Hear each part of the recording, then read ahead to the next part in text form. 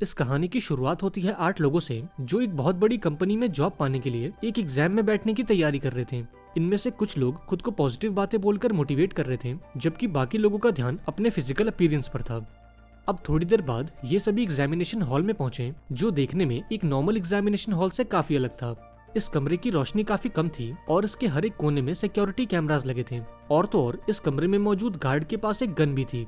अब इस गन को देखकर सभी लोग थोड़े नर्वस हो गए, लेकिन किसी ने इस पर कोई विरोध नहीं किया। अब थोड़ी देर बाद एक आदमी कमरे में एंटर हुआ और सभी कैंडिडेट्स का वेलकम किया। दरअसल ये सभी लोग कई सारे एग्जाम्स को पास करके यहाँ तक पहुंचे थे और इस जॉब को पाने के लिए इन्हें इस आखिरी एग्जाम को भी पास करना था। अब इस आदमी ने खुद को इन्विजिलेटर बताकर इंट्रोड्यूस किया और सभी को एग्जाम के रूल्स बताए। इन रूल्स के मुताबिक इस कमरे के अंदर बाहरी दुनिया का कोई भी कानून लागू नहीं होगा और टाइमर शुरू होने के बाद ये ना तो इस गार्ड से बात कर सकते हैं और ना ही इस इन्विजिलेटर से, और अगर किसी ने ऐसा किया तो उन्हें इस एग्जाम से डिस्क्वालीफाई कर दिया जाएगा। इसके साथ ही अगर किसी ने जाने अनजाने में अपने पेपर को खराब किया या फिर इस कमरे से बाहर निकल गया तो उसे भी फौरन डिस्क्वालीफाई कर दिया जाएगा। अब इस एग्जाम को कंप्लीट करने के लिए इनके पास केवल 80 मिनट का समय होगा और इन 80 मिनटों में इन्हें क्वेश्चन पेपर में मौजूद इकलौते सवाल का जवाब देना होगा, और अगर इन्होंने उस सवाल का जवाब दे दिया तो इन्हें ये नौकरी मिल जाएगी। अब सारे रूल्स बताने के बाद इन्विजिलेटर ने सभी से पूछा कि do you have any questions, लेकिन जब किसी ने कुछ नहीं बोला तो वो टाइमर को सेट करके चुपचाप कमरे से बाहर निकल गया। इसके बाद सभी लोगों ने अपना अपना क्वेश्चन पेपर देखा, जो ऊपर नीचे आगे पीछे हर तरफ से खाली था। ये देखकर सभी हैरान हो गए और कंफ्यूजन के मारे एक दूसरे का चेहरा देखने लगे। इसी बीच एक लड़की अपने क्वेश्चन पेपर पर ये लिखने लगी कि उसे ये नौकरी क्यों मिलनी चाहिए, लेकिन तभी वो गार्ड इस लड़की के पास आता है और इसे कमरे से बाहर निकाल देता है, क्योंकि इस लड़की ने अपना क्वेश्चन पेपर खराब कर दिया था। अब ये सब देखकर बाकी लोग काफी डर जाते हैं और थोड़ी देर तक शांत बैठे रहते हैं। अब थोड़ी देर बाद कैंडिडेट नंबर 5 को ये बात रियलाइज होती है कि रूल्स के मुताबिक वो गार्ड और इन्विजिलेटर से तो बात नहीं कर सकते, लेकिन ऐसा तो कोई रूल नहीं है जो इन्हें आपस में बात करने से रोके। अब ये आदमी सभी से बात करने की कोशिश करता है और इनसे कहता है कि अगर हमें इस एग्जाम को पास करना है तो हमें एक साथ मिलकर काम करना होगा और टाइम के खत्म होने से पहले हमें उस इकलौते सवाल को ढूंढकर उसका जवाब देना होगा। इसके बाद ये सभी लोग डिस्कस करते हैं कि वो उस सवाल को कैसे ढूंढ सकते हैं, लेकिन इस डिस्कशन के बीच कैंडिडेट नंबर 1 बिल्कुल चुपचाप बैठा होता है, मानो उसे इन सब से कोई मतलब ही ना हो।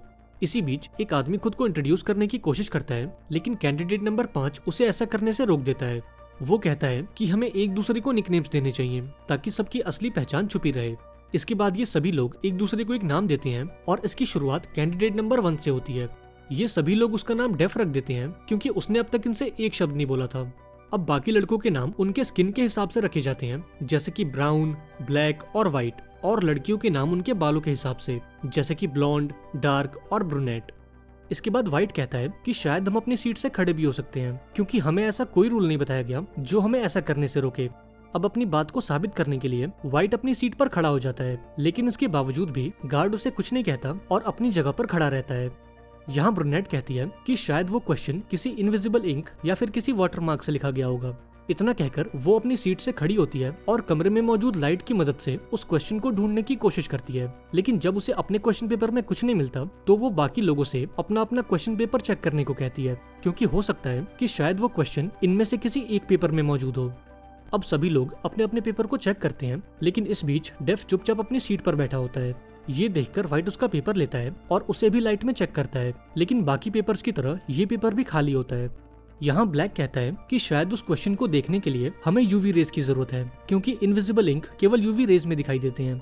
तभी ब्लॉन्ड को दीवारों के बीच एक ब्लू कलर की लाइट नजर आती है, जो शायद से यूवी लाइट्स थीं। इसके बाद ये सभी लोग एक स्विच बोर्ड को ढूंढने की कोशिश करते हैं ताकि वो उन ब्लू लाइट्स को ऑन कर सकें, लेकिन बदकिस्मती से पूरे कमरे में ना तो कोई स्विच बोर्ड था और ना ही कोई बटन। इस पर ब्लैक कहता है कि शायद वो ब्लू लाइट्स इमरजेंसी लाइट्स हैं और उन्हें ऑन करने के लिए हमें कमरे की बाकी लाइट्स को ऑफ करना होगा। अब चूंकि कमरे में कोई स्विच बोर्ड नहीं है, इसलिए इन्हें सभी बल्ब्स को तोड़कर कमरे में अंधेरा करना होगा। हालांकि ब्राउन को यह प्लान काफी रिस्की लगता है, इसलिए बाकी लोग इस प्लान के लिए वोट करते हैं और इस वोटिंग के हिसाब से इन्हें बल्ब्स को तोड़ने का रिस्क लेना चाहिए। अब सभी लाइट्स को तोड़ने के बाद कमरे की ब्लू लाइट्स ऑन हो जाती हैं, क्योंकि वो सच में इमरजेंसी लाइट्स थीं। अब डेफ को छोड़कर बाकी लोग अपने क्वेश्चन पेपर को चेक करते हैं, लेकिन अब भी उन्हें वो क्वेश्चन दिखाई नहीं देता। अब इस पर सभी लोग काफी उदास हो जाते हैं, क्योंकि 80 में से 20 मिनट ऑलरेडी गुजर चुके थे और अब इनके पास केवल 1 घंटा बचा था। अब काफी सोच विचार करने के बाद व्हाइट को एहसास होता है कि वो कैंडिडेट नंबर 2 के पेपर के साथ तो कुछ भी कर सकते हैं, क्योंकि वो तो पहले ही इस एग्जाम से डिस्क्वालीफाई हो चुकी है। इसके बाद वो उसके डेस्क पर आता है और पेंसिल से उस पेपर पर शेड करने लगता है ताकि अगर उस पर कोई क्वेश्चन छुपा हो तो वो उभर कर बाहर आ जाए। लेकिन इतनी मशक्कत के बाद भी इन्हें उस क्वेश्चन का कुछ पता नहीं चलता। इसके बाद व्हाइट पेपर को 4 हिस्सों में बांट देता है ताकि बाकी लोग उस पर अलग अलग एक्सपेरिमेंट कर सकें। इसके बाद वो एक पेपर का टुकड़ा लेकर रूम के कोने में जाता है और उसे अपने टॉयलेट से गीला कर देता है, इस उम्मीद में कि शायद ये पेपर लिक्विड एक्टिवेटेड हो। हालांकि व्हाइट का ये आइडिया भी फेल हो जाता है और इस टॉयलेट वाली हरकत के लिए बाकी लोग उसे खूब गालियां बकते हैं। अब अभी ये लोग अपने अगले मूव के बारे में सोच ही रहे होते हैं कि तभी ब्लैक और व्हाइट आपस में लड़ने लगते हैं, पर तभी उनकी नजर डेफ पर जाती है जो अपनी सीट पर बैठकर रो रहा होता है। इसके बाद वो कुछ बोलने की कोशिश करता है और सभी को बताता है कि ये पेपर्स हमारी इमेज को रिफ्लेक्ट कर रहे हैं, लेकिन डेफ इन बातों को फ्रेंच में कह रहा होता है, इसलिए किसी को कुछ समझ नहीं आता और कोई भी उसकी बातों पर ज्यादा ध्यान नहीं देता। अब यहाँ ब्राउन अपनी एक थियरी देता है और सभी से कहता है कि शायद हम किसी एग्जाम में नहीं बल्कि एक बेटिंग शो में बैठे हैं और इस कंपनी के बोर्ड मेंबर्स हमें ऐसे तड़पते हुए देखकर मजे ले रहे हैं। इस पर डार्क नाम की एक लड़की ब्राउन से कहती है कि नहीं, ये कंपनी ऐसी बिल्कुल भी नहीं है और इस कंपनी का सीईओ हर एक चीज पर नजर रखने वाला और अपने उसूलों का पक्का है। अब डार्क की इन बातों से इतना तो क्लियर हो चुका था कि उसे कंपनी के बारे में कुछ तो पता है जो बाकी लोगों को नहीं पता। अब यहाँ ये खुलासा होता है कि ये लड़की ऑलरेडी इस कंपनी के एचआर डिपार्टमेंट में काम करती है, लेकिन वो अपनी इस नौकरी से खुश नहीं थी, इसलिए उसने एक हाई पोस्ट के लिए अप्लाई किया था और उस पोस्ट को पाने के लिए उसे इस एग्जाम को क्लियर करना होगा। इस पर व्हाइट कहता है कि उसे ये जॉब खुद कंपनी वालों ने ऑफर की थी, जबकि बाकी लोग बताते हैं कि उन्होंने इस जॉब के लिए खुद अप्लाई किया था। अब इन सभी लोगों में एक बात कॉमन थी कि ये लोग इस कंपनी के बारे में कुछ नहीं जानते थे। दरअसल कंपनी द्वारा भेजे गए ईमेल्स में ये बात साफ साफ लिखी थी कि जब तक कैंडिडेट इस एग्जाम को क्लियर नहीं कर लेता उसे कंपनी के बारे में कोई भी जानकारी नहीं दी जाएगी। यहाँ डार्क सभी को बताती है कि इस कंपनी का नाम बिरॉग है और ये दुनिया की सबसे बड़ी फार्मास्यूटिकल कंपनी है और इसका मंथली टर्नओवर $20 बिलियन का है। दरअसल कुछ साल पहले जब दुनिया में पेंडेमिक की शुरुआत हुई थी तब इस कंपनी ने उस वायरस का एंटीडोट बनाकर दुनिया भर के लोगों की जान बचाई थी। इसके साथ ही इस कंपनी ने एक ऐसे मेडिसिन की खोज की है जो इस दुनिया की किसी भी बीमारी को ठीक कर सकती है। अब थोड़ी देर बाद ब्रूनेट कमरे में लगे फायर अलार्म को देखती है और उसे देखकर इसके दिमाग में एक ख्याल आता है। ब्रूनेट सोचती है कि अगर हम इस अलार्म को एक्टिवेट कर दें और कमरे में पानी की बारिश कर दें तो शायद उस पानी के चलते हमें क्वेश्चन पेपर में लिखा हुआ क्वेश्चन दिख जाए। इसके बाद वो गार्ड के पास गई और उसकी जेब से एक लाइटर निकालकर अपने डेस्क पर चढ़ गई, लेकिन ब्रूनेट की हाइट थोड़ी कम थी इसलिए वो उस फायर अलार्म तक पहुंच नहीं पा रही थी। इसी बीच व्हाइट ने उसे एक पेपर दिया और ब्रूनेट ने इस पेपर को जलाकर फायर अलार्म को एक्टिवेट कर दिया। इसके बाद सभी लोगों ने अपना अपना क्वेश्चन पेपर देखा पर वो अब भी पहले जैसा ही था।